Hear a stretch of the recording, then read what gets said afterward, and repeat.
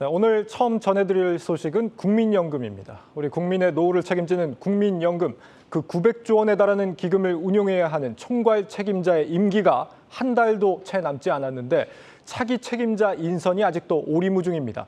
언제쯤 결론이 날지 또 제대로 된 인수인계 과정도 없이 과연 이 불안정한 시장 상황 잘 헤쳐나갈 수 있을지 걱정입니다. 김종학 기자입니다. 올해 상반기 국내 주식시장은 코스피 기준 마이너스 21%, 2300선까지 밀리는 급격한 하락장을 겪었습니다. 이어 바로 세계 2위 연기금인 국민연금기금도 잠정 수익률 마이너스 8%, 77조 원의 손실을 입었습니다. 손실 규모가 상당하지만 마이너스 14% 손실을 입은 노르웨이 연기금과 마이너스 11%의 네덜란드 연기금, 미국 캘퍼스를 감안하면 벤치마크인 주가지수 대비 선방했다는 평가가 나옵니다. 국민연금은 안효준 현 CIO가 취임한 2018년부터 중기 자산 배분 계획에 따라 국내 주식 대신 해외 비중을 공격적으로 늘렸는데 이로 인해 지난해 연 10%, 하락장인 올해에도 손실폭을 줄였습니다.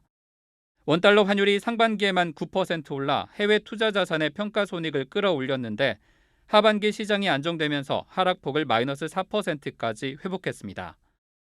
문제는 미국과 한국 등 각국의 긴축 속도에 맞춰 기금 수익률을 회복시켜야 할 CIO는 임기 만료로 후임 인선을 앞두고 있다는 겁니다. 현재 CIO인 안효준 기금운용본부장은 자산운용사와 금융그룹을 이끈 경험과 연 10%대 운영 성과 덕에 4년간 기금운용을 이끌어온 인물입니다.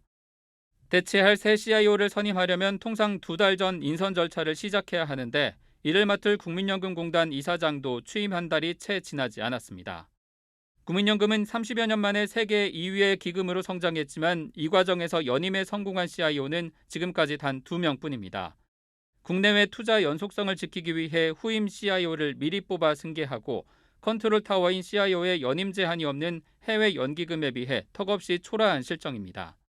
이런 가운데 국민연금은 운용 수익률 회복뿐 아니라 기업들과 갈등을 빚고 있는 대표 소송의 수탁위원회 이관 문제 등 산적한 과제도 해결해야 합니다.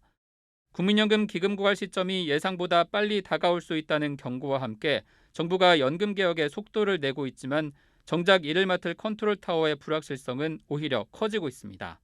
한국경제TV 김종학입니다.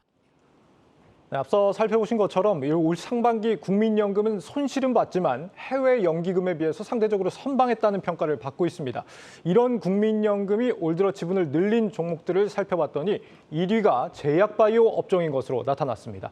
새로 편입하거나 지분을 늘린 종목 10개 중 3개가 이 제약바이오였는데 구체적으로 어떤 종목이 있고 왜 늘어난 건지 배경을 알아보겠습니다. IT바이오부 박승원 기자 나와 있습니다. 박 기자, 국내 주식 비중을 줄이는 와중에서도 늘어난 종목이라고 하니까 좀 상당히 관심이 가는데 어디가 있습니까? 네, 이제 우선 올해 들어 새로 편입한 종목을 살펴보면요. 국민연금은 올해 대규모 행정 사태를 겪은 오스템 임플란트를 비롯해 레고캠 바이오, 한미사이언스 등 6개 종목의 지분을 5% 이상 신규 편입했습니다. 기존에 보유했던 지분에서 가장 많이 늘린 기업으로는 한미약품이 꼽히는데요. 국민연금은 한미약품의 보유 지분을 종전 8.86%에서 20.06%로 무려 2배 이상 늘렸네요. 네, 그렇습니다. 무려 11%포인트 넘게 늘렸습니다. 인터로조와 대웅제약, ST팜의 경우 2%포인트 이상 추가로 늘렸고 덴티움, 셀트리온, 파마리서치 등도 1%포인트 이상 더 사들였습니다. 반면 국내 1호 코로나19 백신을 개발한 SK 바이오사이언스를 비롯해 올릭스, 매드팩토 등 4개사는 편입에서 제외했고 유한양행, 환인제약, 동아ST 등 7개 종목의 비중은 축소했습니다. 왜 하필 이런 종목들인지 배경이 혹시 있을까요? 아무래도 이들 제약바이오 기업들의 주가가 실적에 비해 저평가됐기 때문으로 분석됩니다. 네. 연초 대비 국내 증시가 20% 넘게 하락하면서 국내 제약바이오주들도 동반 하락세를 나타냈지만 이 가운데서도 실적이 양호한 기업들의 주식은 국민연금이 사들였습니다. 이 가운데 셀트리온의 경우 올해 창립 이후 처음으로 상반기 매출 1조 원을 돌파하며 올해 2조 클럽 청신호가 켜졌지만 주가는 연초 대비 7% 이상 하락세를 나타내고 있습니다. 여기에 오늘이었죠. 셀트리온이 현재 프랑스 파리에서 진행된 유럽 종양학회에서 양호한 연구 성과를 발표했는데요. 셀트리온은 아바스틴의 바이오시밀러, 베그젤마 임상 3상 후속 결과를 발표했는데 오리지널 의약품인 아바스틴과 비교해 생존 분석 지표와 안정성에서 유사성을 확인했습니다. 연내 국내 식품의약품안전처와 미국 식품의약국, 즉 FDA의 허가를 기대하고 있는 상황인데요. 결국 양호한 실적에 이제 신규 제품의 기대감이 커진 점이 국민연금의 러브콜을 받은 배경으로 볼 수 있을 것 같습니다. 그런데 이제 뭐 다른 업종도 굉장히 많은데 그 중에서도 유독 이제 제약 바이오 업종을 비중을 많이 늘렸다. 이게 주가가 실적 대비 좀 저평가됐다라고 보는 게 제약 바이오 업종이다. 어떤 연관관계가 있는 겁니까? 아무래도 이제 최근에 보면 증시 상황이 좀 안 좋았는데 이제 특히 이제 제약 바이오 기업들 같은 경우에는 이제 기술주, 성장주라는 이제 측면에서 그런 지금 같은 금리 인상 기조에서는 약간 타격을 받았는데 네. 이런 와중에서도 이제 실적이 좋은 기업들이 아까 앞서 말씀드렸던 것처럼 괜찮게 나온 기업들이 꽤 있었습니다. 이런 측면에서 보면은 이제 아무래도 실적 대비 저평가된 이제 그런 메리트가 부각되면서 이제 국민연금이 약간 접근한 게 아닌가 그런 분석이 나오고 있습니다. 그런데 이 오스템 임플란트와 덴티움 이런 임플란트 관련 기업들은 지금 중국에서 의약품 정책이 바뀌면서 좀 악재다 이런 지적들도 일부 있는 것 같은데 괜찮은 겁니까? 네, 뭐 일단은 말씀하신 것처럼 오스템 임플란트와 덴티움 중국발 악재에 초반에는 약간 흔들린 게 사실인데요. 예. 하지만 이제 먼저 이제 실적을 보면 이제 오스템 임플란트와 덴티움의 경우 이제 두 기업 모두 올해 2분기 양호한 실적을 시현했습니다. 두 기업 모두 이제 매출은 30% 이상, 영업이익도 60% 넘게 급증했는데요. 이런 상황에서 이제 중국 정부의 의약품 정책이 이제 실적 악화로 이어질 수 있다는 우려가 나온 건데 앞서 이제 중국 정부는 임플란트 서비스 가격을 표준화하기 위해 이제 정부에서 통제하는 물량 기반 조달 정책, 즉 VBP 정책을 도입하겠다고 밝혔습니다. 중국 정부가 직접 의약품을 대량 구매해 이제 가격 인하를 추진하겠다는 것으로 이제 치과용 임플란트는 이번 달부터 국공립 의료기관에 한해 시행될 예정인데요. 하지만 증권가에서는 중국의 VBP 정책이 이들 기업에게 악재가 아닌 호재일 것이라는 분석이 나오면서 네. 현재는 분위기가 반전된 모습입니다.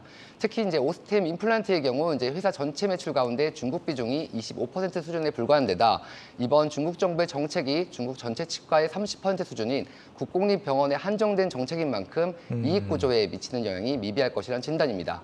여기에 이제 이미 글로벌 시장에서 VBP 정책으로 판매를 하고 있는 만큼 이번 중국 정부의 정책이 오히려 중국 국공립병원 진출에 호재로 작용할 것이라는 진단입니다. 앞서 보니까 국민연금이 지분을 많이 늘린 게 이제 한미약품이었습니다. 네. 여기는 뭐 어떤 배경이 있는 걸까요? 아무래도 이제 실적과 앞서 이제 증시 프리즘에서 언급됐던 이제 호재를 말씀드릴 수 있을 것 같은데요. 네. 먼저 이제 한미약품의 경우도 이제 올해 2분기 어닝 서프라이즈를 시현했습니다. 올해 2분기 연결 기준 잠정 매출은 3,164억 원으로 4억 원, 영업이익은 296억 원으로 전년 동기 대비 13%, 86% 증가했는데요. 자체 기술로 개발한 아모절탄 패밀리 등 개량 복합 신약들이 이제 꾸준히 성장했고 중국 현지 법인이 북경 한미약품의 실적도 크게 기여한 데 따른 겁니다. 여기서 이제 여기에 또 이제 앞서 말씀드린 이제 지난 추석에 이제 한미약품의 바이오의약품 신약 롤론티스가 세계 최대 이제 규모인 의약품 시장인 미국 진출에 성공했다는 얘기가 나왔는데요. 결국 이제 이처럼 양호한 실적 그리고 여기에 신약 개발에 대한 기대감이 이제 커진 점이 국민연금의 선택을 받은 배경으로 볼 수 있을 것 같습니다. 이 한미약품 건만 딱 놓고 보면 일단 국민연금의 선택이 굉장히 옳았다 이런 평가도 충분히 가능할 것 네, 같은데 물론 뭐 매수 시점이 언제냐 이것도 굉장히 좀 중요한 문제긴 하겠습니다만 이렇게 국민연금의 선택을 참고해 보는 것도 투자자 입장에서는 굉장히 중요한 전략이 될 수 있겠습니다. 네, 맞습니다. 이제 지금도 이제 미국발 이제 긴축 우려와 유럽의 이제 경기도나 고환율 여기에 이제 미국 정부의 바이오 국산화라는 변수가 있긴 한데요. 그럼에도 불구하고 전문가들은 국민연금 등 연기금의 움직임에 주목할 필요가 있다고 조언합니다. 이들이 매수하는 종목의 주가 움직임이 견조할 수 있는 만큼 주식을 저가에 매수해 장기 보유를 계획하는 투자자라면 연기금의 매수 종목을 참조하는 것도 좋은 투자 전략이 될 수 있다는 조언입니다. 네, IT 바이오부 박승원 기자였습니다.